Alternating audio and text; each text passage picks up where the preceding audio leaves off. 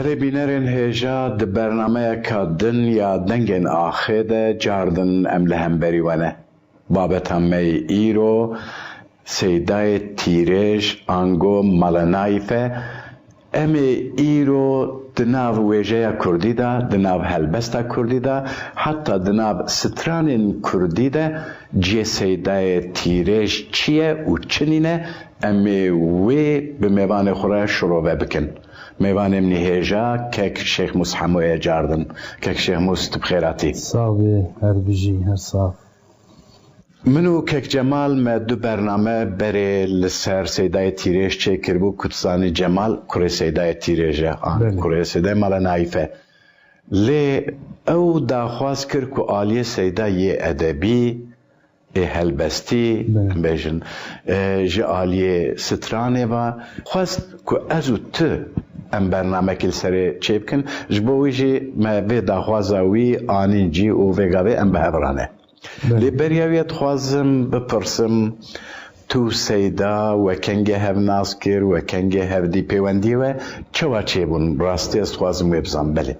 جا خوازم بریوی از هنکی تشکی بیجم گلی کرد تجاری سری خواه جی دجمن رو نطواندی کک محمود بله تم دا خوازا کرد گوش بن نیره بندستی درکب نسر آخا ولات خو برومت و بشرف وک مروفا بجی بصدان سرهلدان و برخودان کردا رابونه روناکبیر و نویسکارین کرد و شاعر و هلبستوانان دناب وی شریده جه کیوانی طیبت هی بله مینا جگرخوید مینا سیدای تیریش و یه بریوان و جزیری و خانی و ملاء و فقه طیران وان برهمین هجا افراندنه و دوی لازم اوان بقلمین خواه بقلمین خواه کتن سرچینگ آوان کاغت آده و بیتر اف خبات و سرهلدان و برخودان به پیش ببرنه دوی شر رزگاری خوازیا گله کرد دوی لازم ام کرد وانا جبیرا نکن و وانولو به بحر نمینه لی مخابن سیدای تیرش سی دیوانه چه کرنه و شعریوی تف گلرینه و بزمان ملتی وینانه سیدای تیرش گلک نهاد خویانه کرن و کردا گلکی پیشگیریا سیدای تیرش نکر هنک انسان روناکبیر و نویسکار و روشنبیر وینان اسکن لی گلک کرد و دنیا گلکی سیدای تیرش نهاد ناسکر نوک جگرخوی سیدای جگرخوی هات ناسکرین شاعرکی مزنه حتی بوی جگرخوی بوی شاعرکی انترناسیونال بله یعنی دنیا تبیمان است که افجیج برگو سیدا پارتیا دیمقراطی پیشورو کرد سوریا کار دکر و مامستا حمید درویش گلکی پیشگیریا سیدای جگرخوی کرن پارتی جی گلکی جی حس کرنج بولو هات لی مخابن سیدای تیریج یعنی اوقا شاعرکی خویانی و زمان ملت خواو و گوتنه گد گوتن شوان و گاوانا جی شعریینات تفهم دکن کس لی خودی در نکرد مخابن از تشکیل جی بیجم گاوا وصیتناماوی بو وصیتنامه سیدای تیریش حتی دسی دی جی دهیه گوتی گاوا از مرم برام مامستا حمید درویش او تعزیان بکه و بنکونیم بی او خربین تعزیه حمید لمخابن نزانم که جمال کوریوی یک پروگرام بری و مخابرونشتن نزانم چما حمید بی آگه در نبو حتی به تالی استاذ حمید گوت مامستا حمید گولاز به تالی بحثیان ایجا نزانم شرط چبون چلو بون حاصلی ام نزانم سیدای تیریج انسان کی گلکی بسیط بزمان گلی خواه دنویسان تبقو تا دهات دقو مشعرک ولو نویسان دوشه ام السر ناس کرنه تبقو تعولا بله ناس کرن از الحسكي ما هفدو ناس كر مبري نابي زاني بو مشعري جانا ولو مدخون دي اللي بيشتي ام چون حسكي ام جيراني هف نصيبو لو كت ام جيراني هبو انه صلاة مام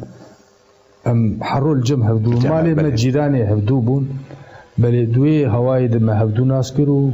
حتی که شعر چک راج دهات دو کام اف چکری چاوای چلو پیشکی از چوک بومجی لیولو مهنکش ادبیات کرد فهم دکر مدخان تأثیر سیدای جگرخوین و ملای زوم دیوانی وان تخوندن أبي هواي لأوجي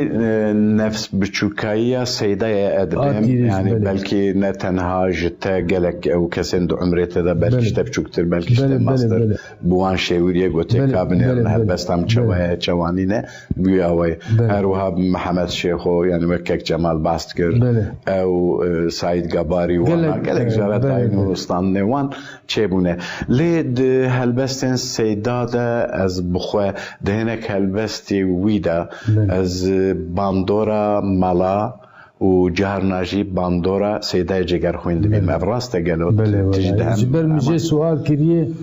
دي سالا نوتو چارا ده 3 ساعتا مبير روبورتاج كر هم وچاوه حسيچا هم جيراني هبون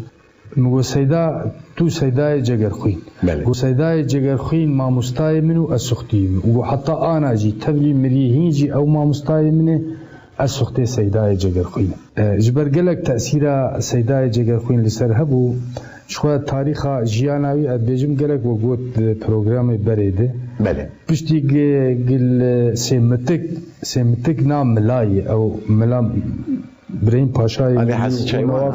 لا بنيا عمودي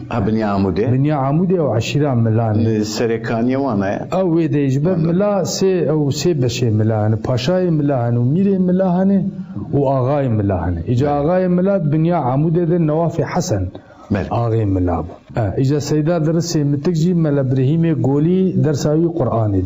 بله سيدا جيرك بو وجهاتي بو دبيجو والله اسبابي دبيجو قال لك يجي بريشان بون فقير بون يعني عبوريا ما تنبو دبي والله مي بيشين دشين عمودي بنج صالاجي لمكتبه العمودي دخويني مدرسه يعني مكتبه دبستاني فرمي يا دولته دولته دخويني نكار يجي بروشه عبوري سيداي تريش فقير ونكار خمدنا اخو يعني بلكي او قدر قالك كرداي ويا واي ومنو كك جمال جدوي مساله ده ما بعسكر ليس خوازم دور ده از خواندنا وي لويدر دويدا ميدا باسا سيداي جگر خوين هي نه دبستانا كردي بله كرم كان دوينا بيد تكلي بارو ناغبيرو نويسكارو انسان زانا ولات باريز چيل يك جوان جگر خوين بله يك جوان قدري جان ملا حسن كرد ملا حسن السردي عن الشيار حسن الشيار ونور الدين زازا بله حتى حمزه بقي مكسيجي قويك جي بكداري شورشا شيخ سعيد بو تكلي وارچه دبن وفيري كرديتي دبن وزحف جد بن باندورا وان سيداي تيريج دمينه بله وبچوكاني جي هلبس دنويسينه جبر باندورا وان قالك لسر سيدا هبو لسر سيداي تيريج ودنويسينه حتى سيو حشتا ده سيو حفتا در عمود دكبي مكتبه ماگوت سيو حشتا دكبي کوملا خويبوند و چند جاراجي سيداي تيريج هات گرتن حتى ديوانا كوجي هات بله كك جمال و بحث كر ل ام بهتر بر كل سر عاليوي ادبي ام دسكنن از دخوازم ورم سر دمك هلبستن سيدا ایدی وقت چاپ کری ام دبینن بله یعنی از خوازم ورم مثلا 42 43 44 بله یعنی دوردات و چاخت بخوجت زانی که روزانو بله استر دردکت و من بخوجی او سیدا دوردا خواندیه یعنی اتخوازم تو بحثب کی سالا پشتی گوک مگود تکلی وان روناگیر و روشنبیر کردار چه دبه بله ده 1940 او کامیران بدرخان ناس کرن دناوان چه دبه بله حتی در روزانو دیجی چند هلبست سیدای تیریش دردکن جبر کامیران بک لبیرود ستیر و روزانو دردخست بله او جماره ستیر و روزانو جی در کتانا دهاتن سوریا هر وقت در کتانا دهاتن سوریا بله او دمها هو هاتن سوریا کرد سوریا جی حوالا و انسان روناگبیر و کردانی مراق کرن یعنی گلو چما هو ستیر و روزانو تی سوریا رابو حوالی وانی وی چاقی بون رادبن سیدای تیریش و عزیز داری و انسی حجی حرسان دکلفینن دبیونی هرم بیرود جم کامیران بک به چما ستیر و روزانو نمادرد سالا 44 بله جبر اف سیدای تیریش بدوی خوشمل گوتی گاوا متپیر مقابله کر روپورتاج بله ادرم بيرود القهوه اما سيداي تيرج واد دبي ونشو بيجن إيه بخو سؤالش كاميران بقناكم هم أزي سروا بل كاغد جبيا القحوي بنفسنا سروا بل كاغد أزي بنفسهم أزي بنستي كاميران بك بله جاگا كاميران بك جواني وانا سيداي تريش كاغد بريش كات إجت كاميران لي نري إجت أبن بيسان إج كاميران بقرن بله قلتي كاميران دلوان تبنابو نشاني دو كردستان تيرو كي خسروي زماني شوقا روجا ميانو ددا ولا سرانسر روحني ذكر چولو دشت حتى زوزانه باني او ستيرا مي بلند شبق ددا جهاني چكروانو چريوي وقت خوپي دزاني بلي ميره ميرو چقاسي امدنيرن لعزمانه ما كردان نما دكن خياني جبر ندهاتن سوريا بله دويت اگر نما با اميجتر بشينن لسر باسكي د طيرا جخينا ارغواني قلم اگر نما بنتليه كچان وبوكان بكن غرزو بشينن قلم من وقت زاني کاغذ اگر نما بنتليه كچان وبوكان امي بكن دياري جبوتا قهرماني ستير او روجا خو وق بري ام دخوازن ج كلك او پنجره روحني بدي هر خاني جهوزان مي بلند تيريج اميدواره گو بدي برصفاوي بلي نبدل گراني كاميران بكنيا گوهرا گو والله مادي درون تنو پرتنو تشتكي بلي او يعني قالك حقيقة روجن زحمت بو خلاي هبو دوي چاقيدة شر جهانية دو امين هبو راسته ومان باشا ام ج سيدا بخوش سيدا تيرج مال نايف هل بستك كل سر روشن خان نفسان دي ما باسا كامران بدر خان كر هروا هل بستك وي لسر روشن بدر خان بله اگر بيز نتبه ام دخوازن ج دنگ و آوازن سيدا ام لوي هل بستك و داريب كن بله كرم كن أنا روشن ديا هجا تزوبار كر بدلماني تخاطرجي نخست إيرو بغيدو دل بكوباني تقيم نافا بما ناني درو إيشتر تخالي كر تأنهجن اللوارا وغريب سربو يوناني ريا كوچا تتردورو دريجة لي وغرنينة تجربو دل همي صوتن بدست آگر لسرداني ستيرك رهنيو قشبو دا عزماني مكرداده مخابن او ستيرا قشب مرتي كوجوي باني توارو جيبو هز داي جساحل هات شام ايرو تبيريا مير جلادت كركو هاتي جنب ميواني سميوانك بتمثيلا جسل صالي وهب نبيه نمو زيني قهشتن هفد بور ريدا بشيراني دهردو خسل هفرون كلو دردي خطر بيجن ولاتي غربتي زورة جرنك حبس زنداني بلا خوش بيت بيلا واجزير وشرنخ وجودي دقل برجا بلق داي جهي تختي بدرخاني بدرخانيان بجنگو شرجه واري خبر دابون خونس بارتن نياران قد خونفروتن بأرزاني دم الباطن بنابو دنج دورا بابو بابيران قلق زورو ستمديتن بدرخان يادي برزاني اون تاجا سري كرداد هر شاخو زماني دا حياة بالبلد باغان دا بخوين وبزنكاني لبركي لا تعيداي امي هردم سري خوسكن تو پسپورا قلي كردا تو رمزو نابو نيشاني تو انديرا مبو هردم دواري علم زانيني د تاريخا قلي كردا تو ريبر و تو ريزاني شورش غيرو شهيدين ما لبي هفتم شريبانا مخابن کو تجي ايرو كتا ريزافي كارواني بهيفي ما دما بقه جفاتا وان بقو ميران سعيد وقاضي وإحسان دقل سيداي برزاني سلافي كرد سورياي لوان بوغو برانا بك ببيجا سرفراز بو كرد لباشور دولتك داني دو كردستانا با كردا لهرجي كشتنو جنگه كشو خورتين مهيز قرتن لهمبر تركي طوراني تمزقيني بدا قاضي شهيد دين ودنياي شبو رو جنگو ليدانا دقل سيباهي عيراني سد سالانه يارتيما بجنگو پشتنو فرمان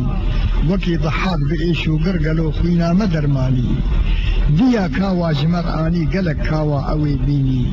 سري دجمن بچاكو چام بكن فرچا بميراني چقا فسنيت ازبيجم بدف خامي تمي كيما قلق سيباسيات تكم خباتا كوتا بيك آني خدا اسفر بهيبي ما برحمة اخوات ويشاكا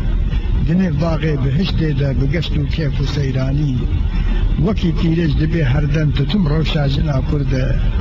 فرستاکانیا بەرزەخ کە بۆ کاباغی ڕدوانی. بله رحمه خودی لطبابه روشن بدرخان جنا کرد جنا هیجا سیداجی گلک قدره و دزانه هر کس چونکه یا که هری داوی وفات که زانی روشن بدرخان بو سال 1992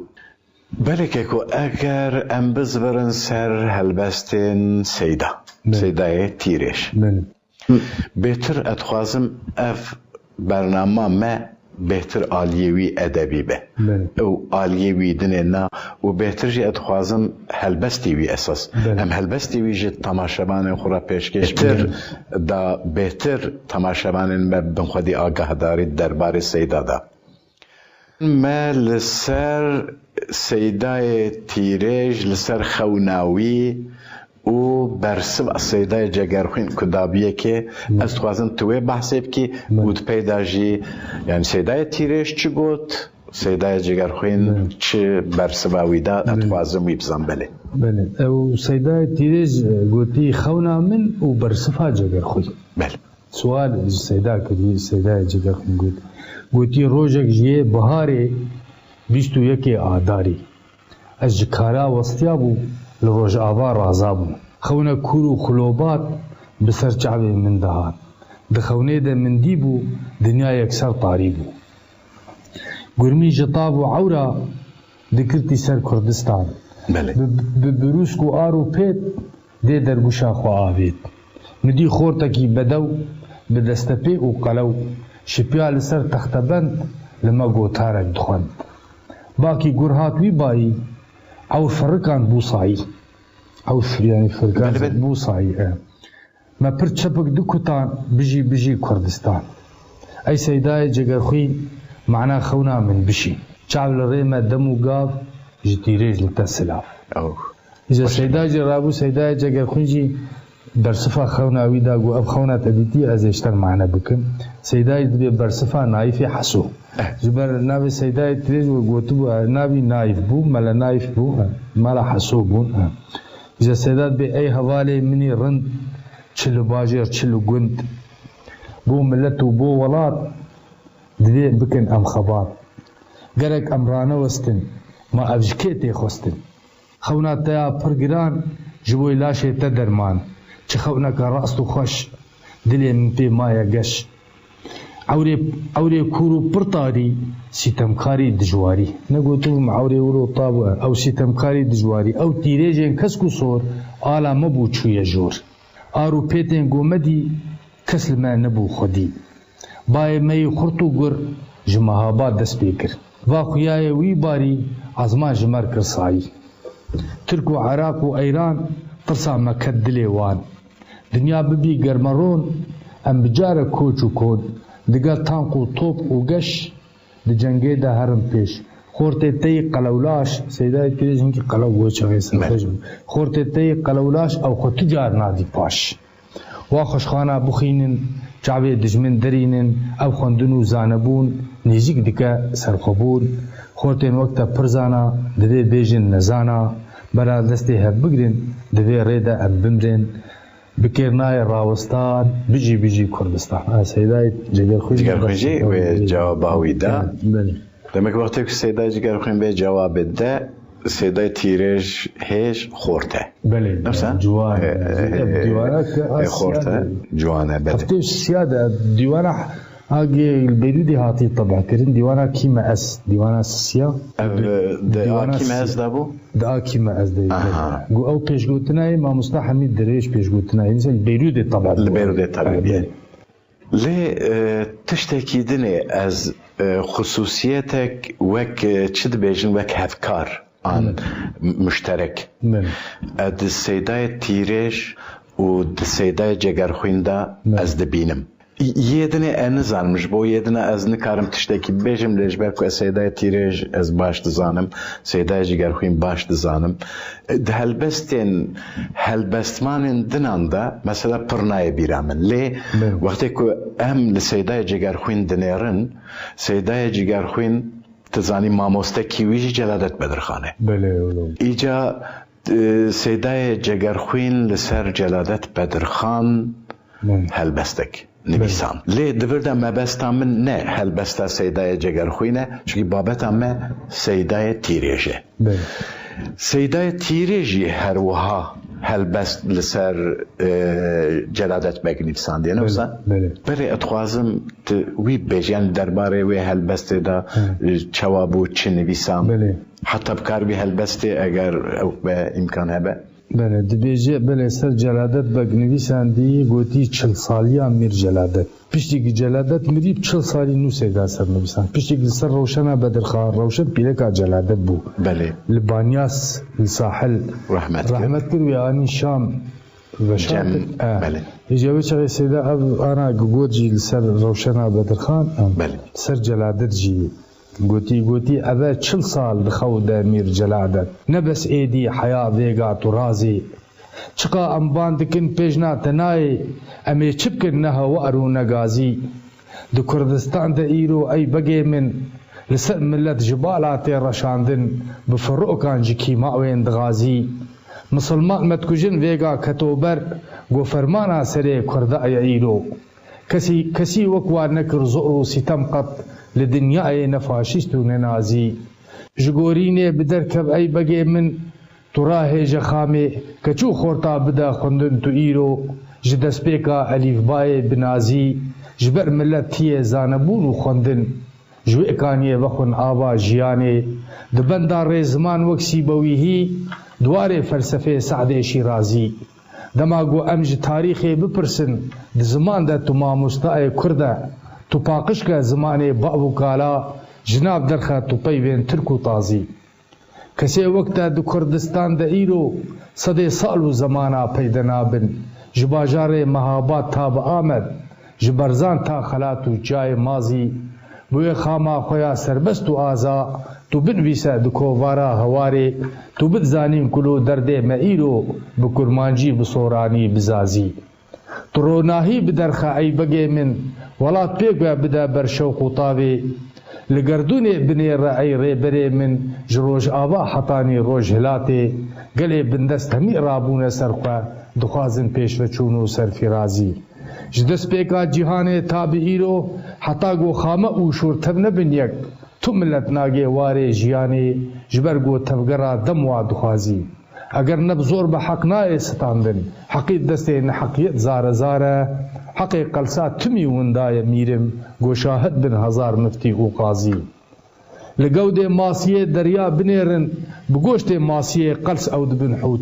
کبوک تاشته و شیوا مرغ بازی وکی تیرش دبیجه بابو کالا نشرم پیگرا هرچو برازی بله گلک خوشه استوبه سیدا گلک صافیه و هر کس کار جفام بکه و بلکه بچوک مزن بلکه جاهل آن روشن بر یعنی حمود کارن جفام کن ابی هانه استوبه کیوی گلک خوشه بچکت خوازم اندوه مسیده اساس از کتم قیاسی یعنی کل سر جلادت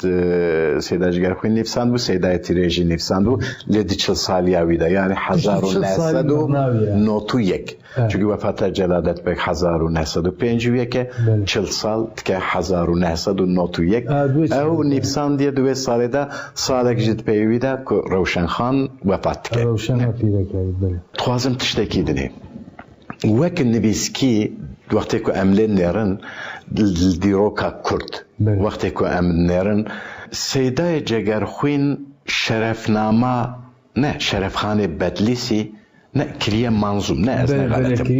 یعنی کریە وەک هەلبەست چونکە ئەو نەسیرە یعنی نویسە نەسرە لێ ئەو کریە وەک هەلبەست لێ وەختێ وەکی لێ که ئەم لێ نێرن ام سیداد نرن سیدای تیریش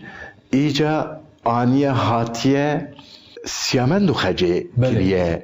اوک کریه هلبست نوسا چونکه سیامندو خجه چی روکه دناوا خلکه ده هر چقاس بسترانی هاتیه گوتن جی بچی روکی جی هاتیه گوتن لی سیدا ویاجه کریه هلبست منظوم نوسا لبریا کو ام درباسی به مجارب بن از دخوازم ام دنگ سیدا ام هلبستك ويدني الهلبستك نيجي قداري بكن هلبستا بناوي نجري كچامن بله هلبست يا سيداي تيريج كرمك ام بهبر لي قداري بكن وام ورسل مسألة سيامندو خجي كرمك بل كردستان بجي هردم جهي همدمو يارا پیشمرگن تا ایرو داکتن جنگان یارا داگرت یا میدان جهمی خورتن دلاور هزگرتن جزاخو تا بسینور هکارا ملدان هبودو هم بری دجمنه خوین خور دنگی سستما خوشتن لسر شاخ و زنارا جانه خو کرم گوری جبو ناصر خبونه حسنی و عزیز و عزت و حازم مدارا تبئیرو کتن رزا شهیده ملت کرد وقت صالحی یوسفی سرکی گرتی و فرارا کاروان شهیدین مشروپان اللي هب قادع مزوانا بجي خوي ناصر تجارة مقري اي كچا كرت بنازداري بليلين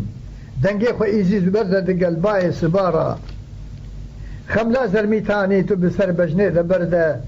بدبر مسكو قلابي تجي درماني عطارة جعبين دبلك خوش بدبر كله مريكان جوتي قليان بابي جسر من الوقت مارا رستين حلو مرجانا بسر سنجي دبرده بسكين دسيا خوش بدبر قلبي قهارا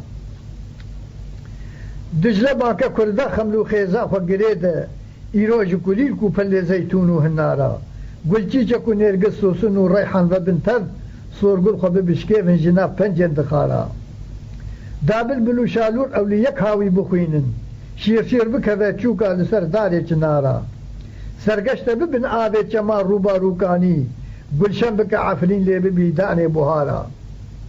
سيلابن لميدان كدقل آبا جمي رش موران ومجي خوش بدنسر تشولو بيارا باطمان وكفر جنه وكي باغي بهشتن هاوينغا ها خورتين دي چلمگو قل عزارا باسوتا رجو قلي كتخناين دمزگين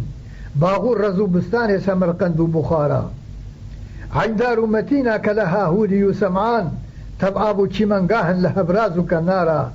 جاي دملا تاكو هر قلي شكاكا تبو غبران كلمه چاوين يارا كيفو شاهية ايرو لشون دردال داخن كرد بين تماشا ايج تبراخ وديارا سرگرم ببن خورت ما او جنگ مخوازن قيزن مهلا بيجن جرو پرد و خمارا داشانا بدجمن بشهيد و پاك روانا ترسامة دلويدة بميني هرب بارا كيف خوشك هيجا ام بدن عبد الله نهري دجمن خونا ما دقرا لبر توزع سوارا شيخ محمود برزنجي سرير راكا جنگوري سورداش بو يبركان تينا جنگي بهزارا مزگينه بدن جوهر وسمكوي شكاكي وهيزي همايون در ربن نيف لعلو دارا ناكن ام جبير سيد رضا شورا شادير سم ريبرت نميني وخاينين وقت التجارة مزگين لتكالي شيخ سعيد ايرو تشابه شرقورو قرانا والي شارقوشو كنارا احسان نوري باشا لأرارات بنيرة ايلو كوچره جبرا همي بالقرنوارا دي ساعتو بشش دربي لشين بوزي صوار به دجمن بدبر خوكي قارانا دوارا صد مجدة ومزقينة بدن قاضي محمد هيزو لقي ايران دربن تبرا زمارا قاسم له غما مخ اي برا شورش لداره ايران خاينة باوري بينا بتجارة برزاني نمريا قهرمانة ملتي كرد ويران هرمالا همي بيسوزو قرارا كيسنگل خاين ودقل پاشاي بنگور شاهين شاهي ايران سركي بيسو قمارا مزگين لتا پیشمرگی تا وقت سيرو پلنگا سربس دقرن هرزم لباجار ولشهرا كركوك وسليماني واربيل ودهوكي زاخو وصلاح الدين وموصل تاقا يارا سرسم قمتين وزوزك وشنقالو همرين اجبوغ برانا نابتن خالي تجارة صدام ستمكار اي قنه كاري حلبشا ويتشنا اخويني قرتلي قوشتي مرارا نيروني عراق همدمي هولاكي مغولي قرناء بقلي كرد او بكيما ويا جهرا ويحقي خو بستيني بداري كوتكو زور شفقيري جيا شيري دلش كفتو مغارا تيريش بس باوريا ملتي كرده جيقرت لخوا صوتي بفيغان وهوارا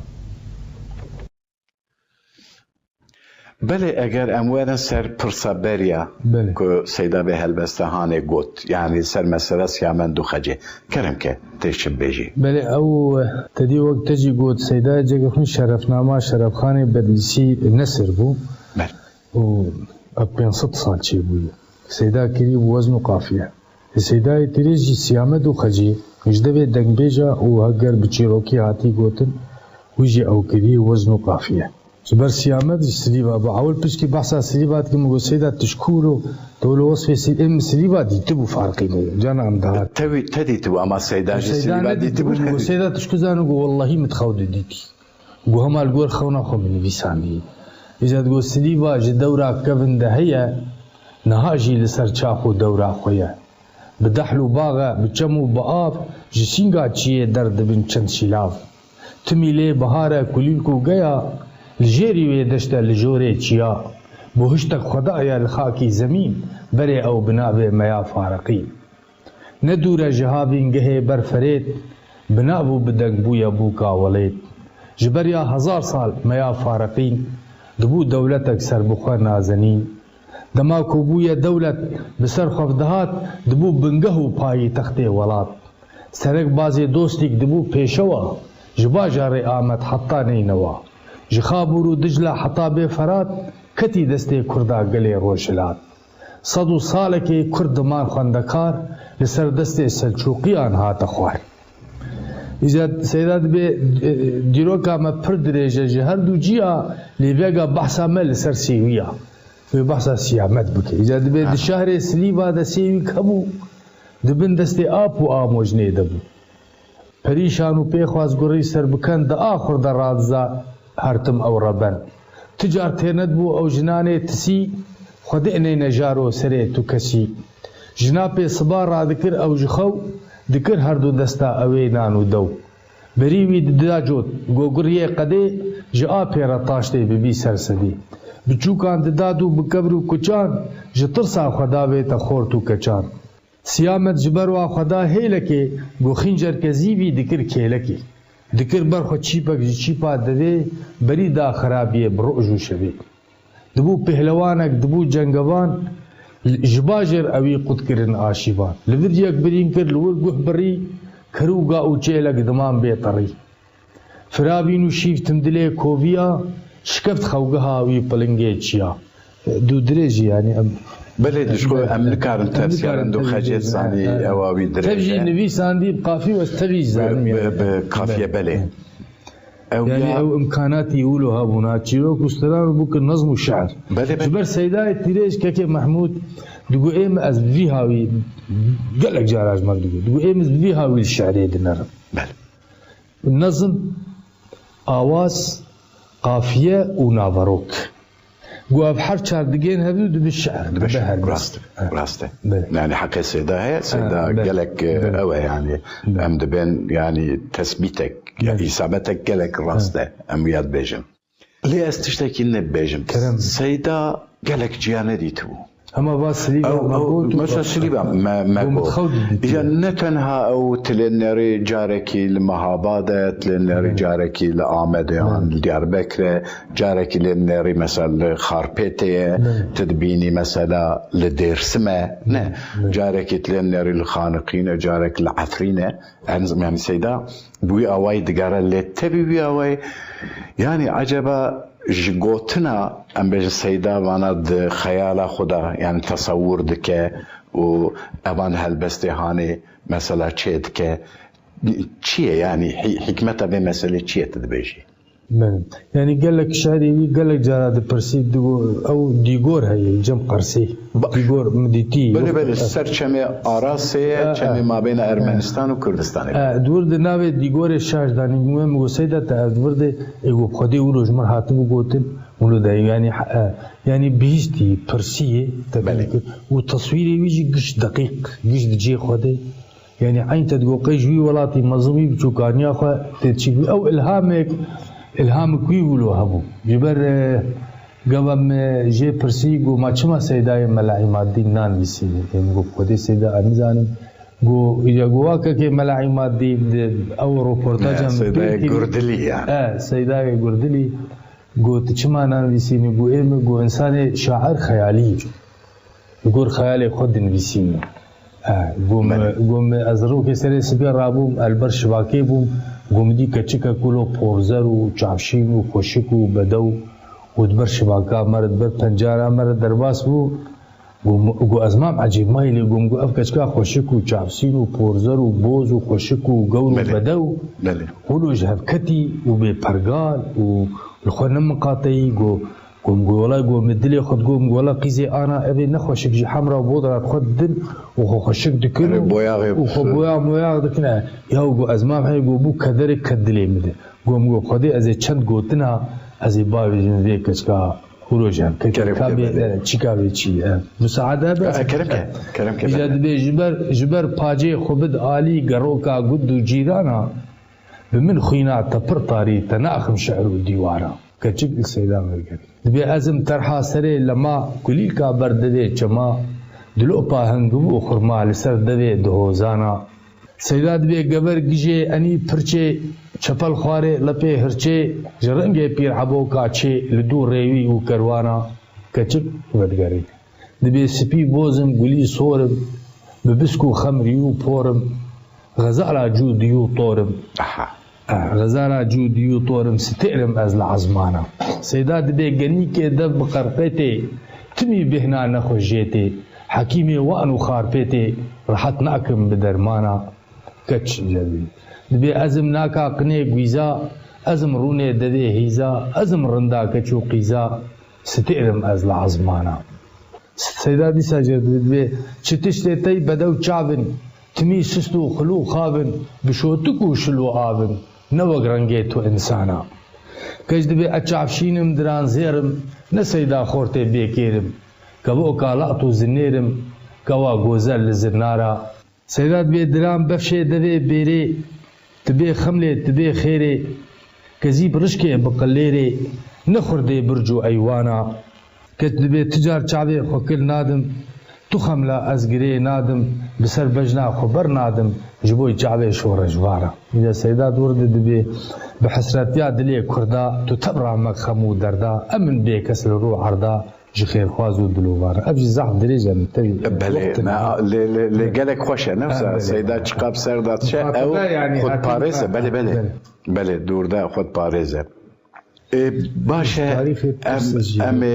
أمي باسا أوي بكن يعني كان مسألة ميدنة جهة أمي باس بكن لجاردن خوازم أم هلبستكي جدنجة سيدا قوداري بكن كو هلبستياوية ددما تزاني پشتی سالا نوتی که خطا 36 لباشور کردستان هات کشاندن جالی امریکا و هفکاری وان به تزانی پشتیوی حتی وی چاخه گورا رحمتی مالا مصطفى و کریوی رحمتی ادریس داشتا مرگوره من چای شمزیناوی ده حلجه ایجا جوه داره معلوم او کرن او اصولاوی کاتش بدولت ایرانی را داینو سرادن کرن و جنازه وان آن هاتن نقلی منطقه بارزان کرن ایجا سیدا لوی داره لسر بارزانی بنابه بارزانی هات ولید لوی داره هلبسته کی نفسان دیه توازی امجدنگه سیدا گوداری بکن و پاشه ام درباسی جاردن مجاره خود بن باشه که کن کرم که بمزگین و بخیر هاتن ولات ادریس و بارزانی دو کردستان و روحنی کرد حتی بوی بانی جاشكو روندكا چاوين دما آريان بكلموني بلدينا وشهبازان جبو چاوين مدرماني جا ايراني وكوش بات الدلابا هم بريكبتن بكوش را تبابون پر هوالو دوست ايراني ولاد بيريا وكربو اي قلي خوشميرو قرناسان وكوش داني بو كيلي كي لباجار مريواني دوي روجي نما بو كسلو قندو شهر باجارا دقل باقي قليت رنجين لسر لاشي وقل داني بباور خازن والرضوان كتن باغي بهشتي او ملت كتب السلابي تب بقشلو كيف وسيراني كتشو خورتو جنو مير تب بقيرن رقصو قوفندا سري بيسو ندل خوازان بقوري وبقرباني دني با چبكو ليلاني جويجي كوش بريكفتي دنێ باغ و گولستانە لقوناغا دووەم دانی زیچار گۆشێ وڵات ملت دەهاتی پێشیا کۆچێ دبوو کێف و خۆش و شاهی لە باژارێ سلەیمانی بمەست و تۆر و سەرخوزی تەبا دەستدانە سەر هەفتوو ji bo nasir bilindê ku serok û şahê berzanî mexabin koçiqa îro divê komê dinêrim ez di meydanê de nabînim Şêx Mehmûdê Zirabkanî xudanê xincera zîvî pilingê çayê sordaşê şorişgêrê binav û deng li berdê qehreman kanî bi can bêzariya dewteng li pêşa cengevanên Kurd di cenga leşkerê Feysel komandosên Brîtanî çi kevirê çayê sordaşê spî wek mirmer û almas ji xwîna can fidageriyan bi rengê sor û mircanî bela Romê teres herdem bi malkan bax û wêran be nehatî ew dihanê da ti soz û bext bi cînanî ji wî cî koç bi rê ketî bi sê qûnaq û sê wara li payîtextê Hewlêrê li Kelha Somerî danî qiyamet radibû dîsa li koh û deşt û topraxa bi şar û şabikê rengîn bi xemn û xêzê bûkanî gelo sersal û newroz e weya xwe meherecana ev li her cê reqs û dîlana li ser tilyan bi şêxanî li alîkî xweş û kêf e bi dîna qehremanên Kurd li yadî qîr û hawara girî û şîn û fîganî ceger xwîn û hejar û Ehmedê namî serî rakin bidin ber şer û helbestan bi kurmancî bi soranî ku ev roja weye îro kefin bavên ji gorînê divê rojê de dilxweş min nemînin dil bi kovanî du malbatên binav û deng ji dewra bav û bapîra gelek zor û sitem dîtim Bedirxan yadî berzanî di meydana şer û cengê wekî Rostem kurê zal bûn xwe nespatin neyaran qet xwe nefirotin bi erzanî ewin taca serê Kurda di her şax û zemanî da heya bilbil di bagan de bixwînin û bi zênkanî ji wî cî koç bi bala ket li çar goşê welat geriya di navê dewleta Kurdî gelek şabûn bi rêzanî gelo koç geşteya nû heciya tevda serî hilda metîn û zûzik û şinga sefîn û cerdê seywanî ji geriyê laleş û şêxa heya bigihêje hemrînê tixûmê şax û şeqlawe heya bigihêje sîrwanî ji çayê gerdemend heta ku bigihêje hela Gurdê ciyayê bext û etrûşê heya bikêje germiyanî umîda her çiya ev bû ku ew koç bê li ser deynî bibî fexr û ziyaretgah bi gora şahê berzanî di çar qûnaxê dawî de berê koçê xweda berzan li warê bav û bapîra li quntara çiyê danî bipêçin qehremanên Kurd bi ala kesk û sor û zer bela razin xewa şêrîn pîroz û raxeta canî bela axa welat wana dibir singa xwe him bêske ew e dayka meya dawî henûn û pir dilovanî li ser axa welat fazin ku dîbac û hevrimêşe wekî hilma şimamokan gulav û misk û reyhanî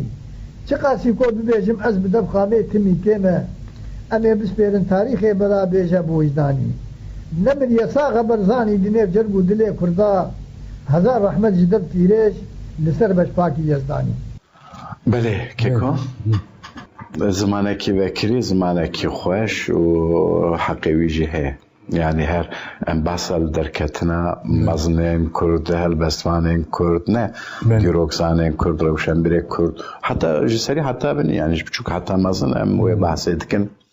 eger em werin ser helbestek Seyda tedî Seyda ku bi nav û dengê dibe tu ji tarîxê bipirse ez dixwazim derheq wî de şiroveya xwe hem helbestê keremke Erê ew aciz bû ji koma mileta Birleşmiş Milletler Arab dibên Umemul Muttehide Arabî Heyetül Umemul Muttehide yani Birleşmiş Milletler Türkiye yani Türkiye dibên ev koma milleta em dibêjin belê dibêjin Türk jî bê Kurd tune û Arab jî dibêjin Farîd û îja Seyda hingî aciz bî got ez aciz bû heman rahiş qelema xwe dest pê kir got min got tu ji tarîxê bipirse ew dizanî kîne em em ji pişta qehremankey Xesrewê nîdîne em him berê Aşûr li Babil payîtextê dewletê destegîrê Hemûrabî şahê kildanîne em ji afet kurê Nûhin pêş û salarê kelek em ji cûdî daketin xwar Hind û Ewropîne em zarûyên Rostem kurê Zalê û guhderzin hemî dijminê Efrasiyab paşayê Tûranîne em kurê kawayê hesinkar serbilind û qehreman mêrkujê dihakê zalim milletê arîne em نەڤیە کۆشانن قەرالێ پایی تەختێ ئاشوکان نابەرا دجلە و فوراتێ کوردێ میتانینە ئەم دەولەتا سڵتان سەلاح الدین لە تەختێ مصر و شام لەشکرێ ئازادیێ شونوارێ ئەیوبینە ئەم میر بەدرخانێ جزیری حاکمێ برجا بەلەک خوێندەکارێ دەولەتێ پێک بە سیپاهی وینە ئەم ئەم ژمەیا فارقینن لەشکرێ بازێ لە هەنگ جانفیداێ پایی تەختێ شاهێ مەڕوانینە ئەم عەبدولێ نەهری دەما گۆشێ 1000 لەشکر جوان کوردێ زاغرۆسم بخوا تەب لەشکرێ نەهرینە ئەم لە ئامەد پێشمەرگێ جەنابێ شێخ سەعید لە ئەرارات لەشکرێ ئەحسان کوڕێ نورینە ئەم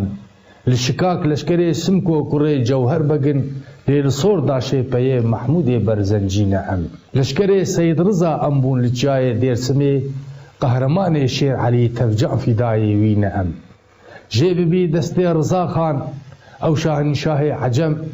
دایە سێداران سەرێ قادی بدەردێوینە ئەم شۆڕەشا بەرزانی ڕاکرد لە کوردستانە عێراق تەف سیپاه و لەشکر و پێشمەرگێ بەرزانینە ئەم ئەی جواتە ملەتە دەنگێمە چوو چەرخا فەلەک و نەلال و کەڕ و گێژن قەی نزانن کینە ئەم بەلێ سعات خۆش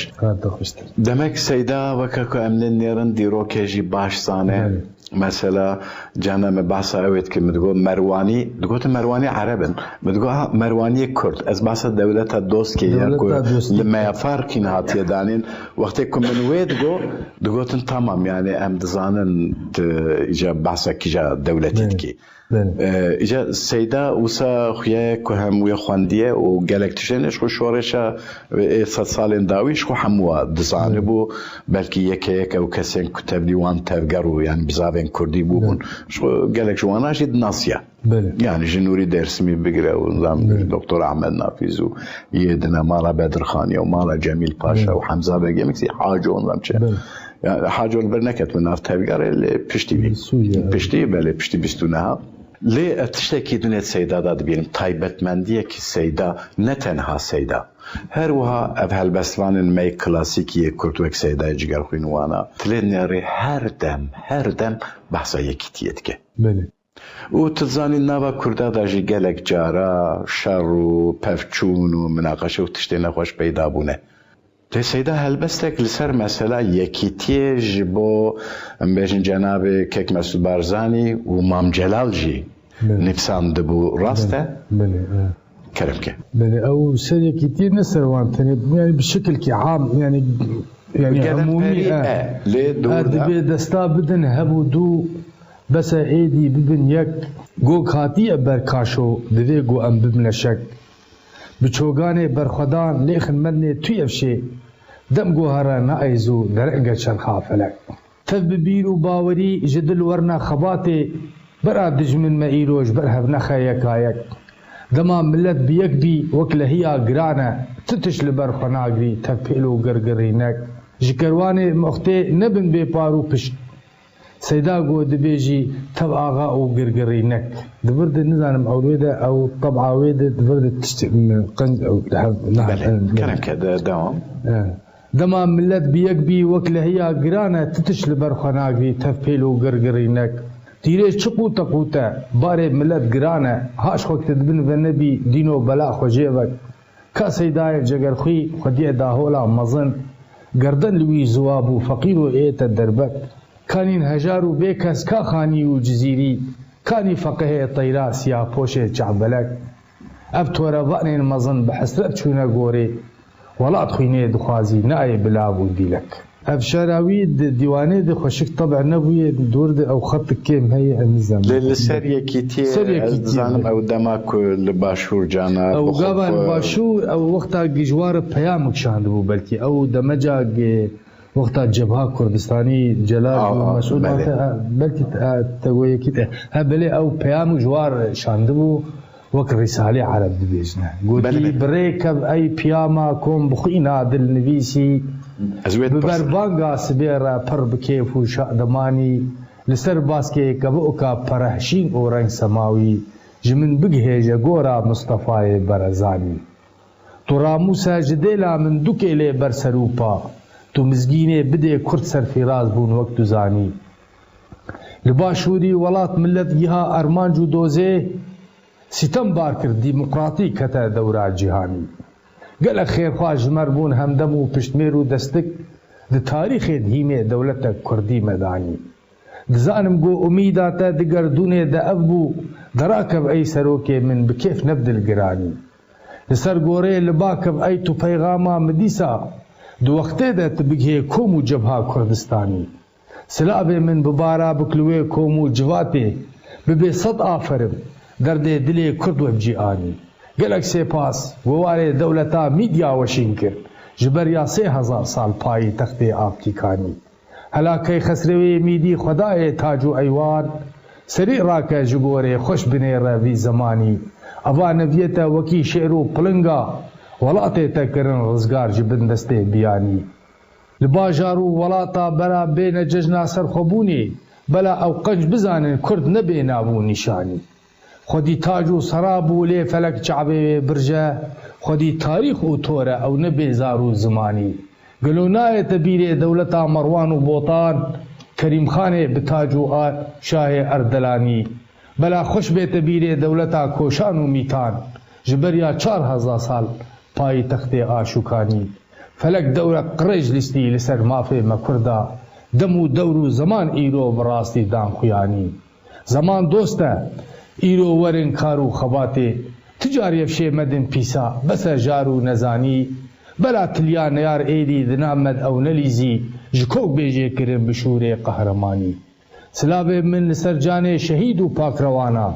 لکبر برسر لیلا لسر وی روحو جانی سلاب من شوط یا شهر خرمان و حلب چا لزیوا و لگورا هر عقیتو پهلوانی سلاب من لپیشمرگال وان بوغو برانا دکم گوری جبو جینا ولات عمر جوانی دوی امهاش خوکن شیار بن هرگاب و ساعات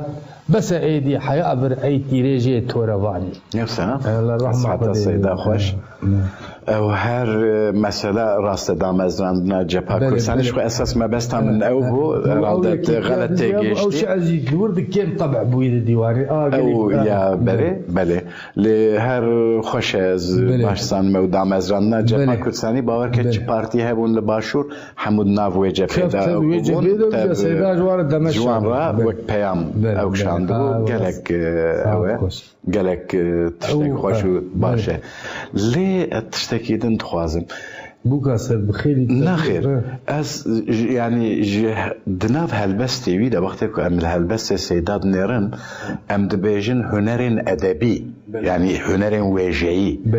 مثلا ام تشبيهها قالك تبين يعني بلكي بصدب حزارا تشبيه ياخذ جانا ام مبالغه ام دبينن نه بركرن عن زي ذكر ياخذ ام بلكي كنايه مثلا ام دبينن يعني اف تشبيه هاني اوقاس يعني جرى قابليتك زياده لازم ما تدري وكو شارع انا اثر جز كاميران بقوا تشي بيدي يعني دبي امي جديلا قلمار امي تليه كچانو بوكا تشبيه ما تليه كتجيك تليه ما تين بينا بينا نكسان اللي تشبيه كي وتي زندو بندي خاتونا امي بكن كاغت يعني بكن دفتر شرو سر بنويسينا كاغت تنب تشبيه حقيقة كاغت تنبو يعني دهواره داجي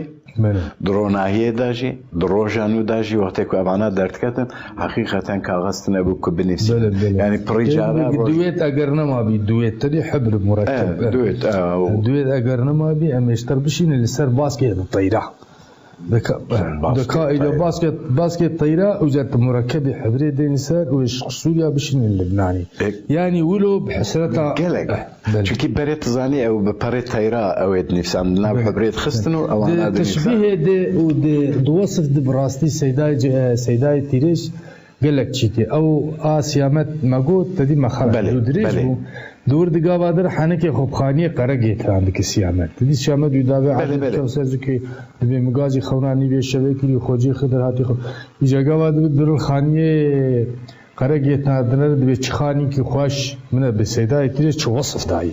دبي چخاني كي خوش دريج و پرفره جقجلا سلوبه قلق خوشتره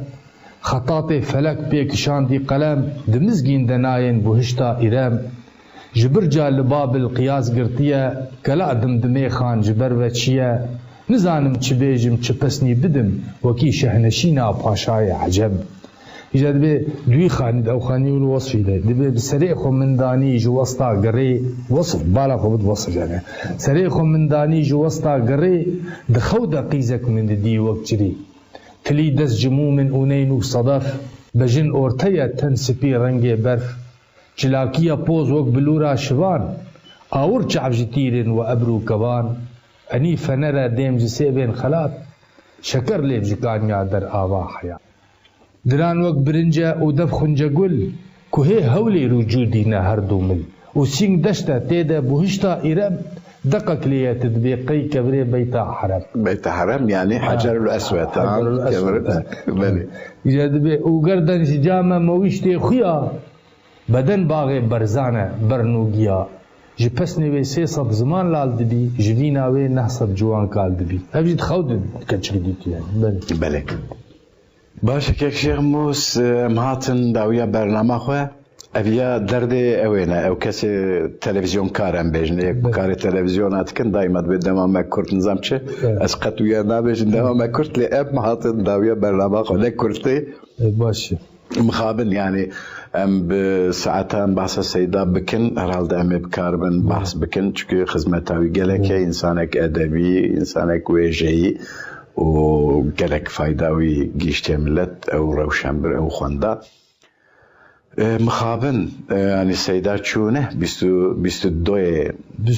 آذار 2012 سيدا وفات كر او چو لإيرو ام بحثا هلبستو چيروكو نفسا جدنگي ويج آوازن وي ام لسيدا قوداريد كن و بأويجي بمناسبتا بجندنگ بيجن ما سازبندن ما او هلبستن سيدا دقيجة ملت کرد دقیقه خواندمان کرد و هر کسی روها بلد به باشه از دبی مالت آوا و تبی کتنا خوش بوی متانی هات حتی بده مت تبی برنامه کرد ببره اویا لقصه نرینه اگر بیزنا تبی از برنامه بگیرم امجی اب حواله بمرد تعادل شبیا و گلک قسمت کرد ام جوان ممنون سپاسیا وام دکن و كردية كيدكين وهاكك محمود دكين وصابي هربجي وانا اوينا قهرمان بشت قمرين دايما والله زعل تعبيني والله قلك ممنون جوا بله بینرن هجا امهاتن داویا برنامه خواه برنامه دنگین آخه یاد درباره سیدای تیرش انگو ملنایفته بهویا دهودی تنکادن ده برنامه کادن یا دنگین آخه ده دماور مینه خوش خیر و خوشی پاراوه به بخاطره